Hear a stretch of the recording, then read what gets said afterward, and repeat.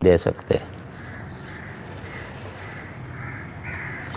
بلکہ اس مبارک حدیث سے تو ایک شاندار بات ثابت ہوتی ہے۔ دیکھیں اللہ نے اہل قرآن اور اہل مال کو دونوں کو برابر برابر ذکر کیا۔ رسول اللہ صلی اللہ علیہ وسلم نے اہل مال اور اہل قرآن کو برابر برابر ذکر کیا ہے۔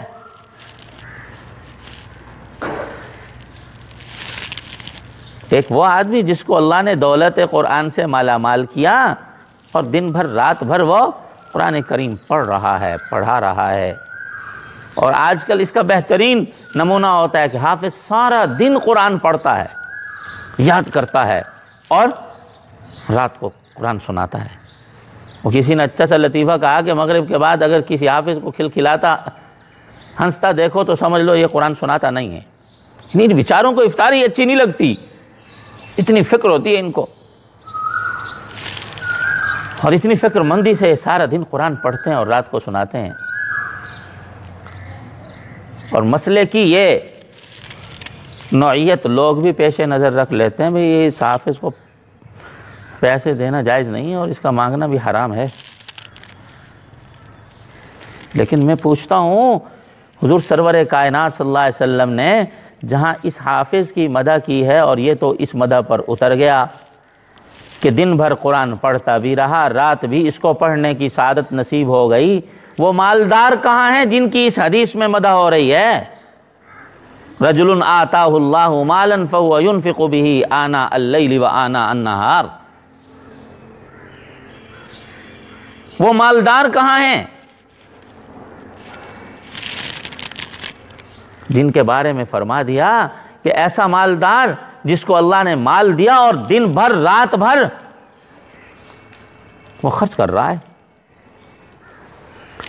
ذکر اس مالدار کو قرآن والوں کے بعد فرما رہے ہیں، تو کیا مالدار کو ترغیب ہے خرچ کہیں اور جا کر کے کرنا، کسی اور مستحق کو ڈھونڈ کے خرچ کرنا،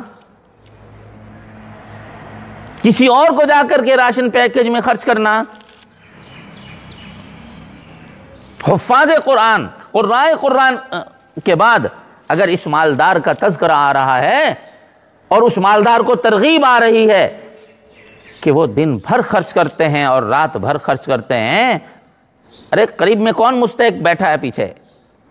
وہ قاری قرآن بیٹھا ہوا ہے، حافظ قرآن بیٹھا ہوا ہے۔ حدیث کی روح بتلاتی ہے کہ مالداروں کی پہلی ترجیح ان حفاظ اور قرائے قرآن پر خرچ کرنے کی ہونی چاہیے۔ فقہا نے بھی جس کو ناجائز کہا ہے لینے کو، وہ ختم کی رات ہے، یہ طے کر کے لینے کی بات ہے۔ اس دن حافظ کا دل للچا رہا ہو اور لوگ بھی ہاں جی 100 روپیہ فلاں نے دیا، 200 فلاں نے دیا، 1000 فلاں نے دیا، 10,000 فلاں نے دیا، ریاکاری اور ریا و نمود کے طور پر دلایا جا رہا ہو، بطور اجرت کے دلایا جا رہا ہو، اس کو ناجائز کہا ہے۔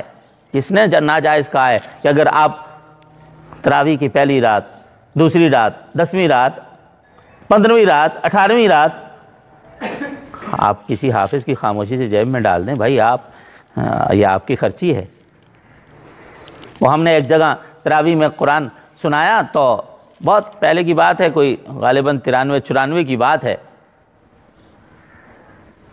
تو ہمیں وہ ختم کی رات انہوں نے کچھ 2600 روپے دینے کو جمع کیے اور پھر ہمیں دینے لگے، تو ہم نے کہا بھائی یہ تو ناجائز ہے، ہم تو نہیں لیں گے۔ تو ہمیں انہوں نے کہہ دیا کہ اچھا آپ نہیں لیتے تو یہ پیسے رکھ لیں اور آپ کا ادارہ ہے، آپ جا کر کے اس میں جمع کرا دیں۔ میں نے کہا جاؤ خود جمع کراؤ، جامعہ اشرفیہ مانکوٹ کے دفتر محاسب میں اور رسید لو، میں ایک ناجائز چیز لے کر کیوں میں جمع کراؤں؟ میں اس کو ناجائز سمجھتا ہوں۔ چنانچہ وہ لوگ آئے اور جمع کرا گئے یہاں۔ اگلے 2 دنوں کے بعد غالباً ہم نے 27 کو ختم کیا تھا، تو اگلے 2-3 دنوں کے بعد عید تھی۔ وہ صاحب جو مسجد کے متولی تھے وہ ہمارے تعلق دار بھی تھے، تو انہوں نے بعد میں ہمیں کہا کہ آپ نے اچھا نہیں کیا کہ وہ آپ نے اس دن ہتک کر دیا، ہم آپ کو پیسے دیتے رہے، آپ نے نہیں لیے۔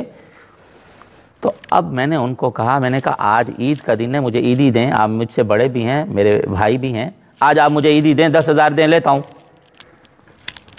ابھی دینا آپ مجھے، اب میں مانگتا ہوں مجھے دیجئے، عیدی دیجئے، چھوٹے بڑوں سے مانگا کرتے ہیں۔ اب صاحب ہکے بکے دائیں دیکھیں بائیں دیکھیں بغلیں جھانکیں۔ میں نے کہا اس دن آپ نے ریا نمود کے طور پر دینا تھا، میں نے جو آپ کو قرآن سنایا تھا اس کا عوض اور بدلہ مجھے دینا تھا۔ آپ کو شعور نہیں تھا میں روزانہ آتا جاتا رہا ہوں، میرا فیول خرچ ہوتا رہا ہے، آپ نے کبھی کہا آپ کے پیٹرول کا پیسے ہیں یہ؟ آپ روزانہ آتے جاتے ہیں، چلیں یہ ذرا پیٹرول ڈلوا لیا کیجئے۔ میں نے کہا آج عیدی مانگتا ہوں، آپ مجھے عیدی دیجئے۔ کس نے عیدی دینی تھی؟ ہمارے حضرت مفتی عبدالقادر صاحب رحمۃ اللہ علیہ بڑے فقیہ اور عظیم عالم تھے،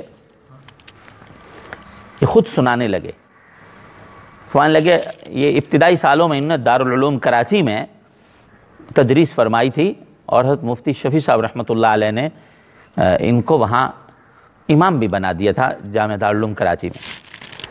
فرماتے ہیں رمضان المبارک آیا تو فقیہ ہند ان کا نام تھا، مفتی اعظم تھے پاکستان کے، حضرت مولانا مفتی محمد شفیع عثمانی رحمۃ اللہ علیہ۔ فرماتے ہیں اب وہ میرے مقتدیوں میں تھے اور میں قرآن سناتا تھا۔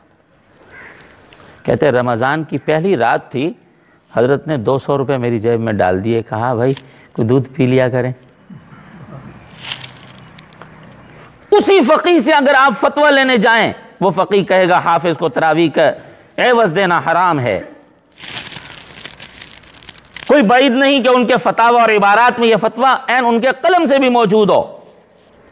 36 سال تو دارالعلوم دیوبند کے وہ مفتی رہے، وہی فقیہ حافظ پر نوازش کی دیکھو کیا جائز شکل اختیار کر رہا ہے۔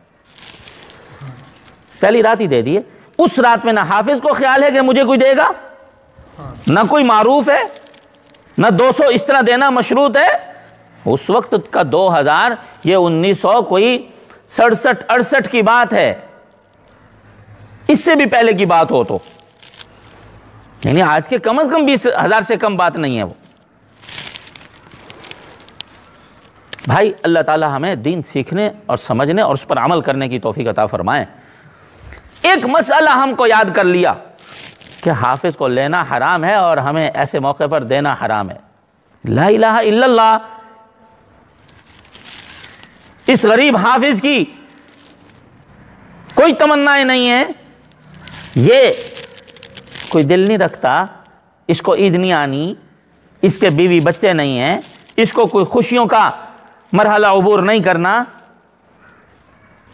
اور جان جوکھوں میں ڈال کر کے ایک حافظ قرآن یاد کرتا ہے اور پھر اس کو بچاتا ہے، اور پھر رمضان میں پتہ نہیں کس طرح سناتا ہے۔ ان کو پتہ چلے نہ جو چپ کر کے مزے سے قرآن پاک سن لیتے ہیں، اور حافظ کو ذرا سی غلطی اور اٹکن آ جائے 4 جملے بھی اوپر کس دیتے ہیں۔ خود یاد کریں نا، پھر خود پڑھیں نا، پھر کرائیں نا اپنے بچوں کو یاد۔ پھر اللہ تعالی ہم سب کو دین سیکھنے، سمجھنے اور اس پر عمل کرنے کی توفیق عطا فرمائیں۔ وآخر دعوانا ان الحمد للہ رب العالمین۔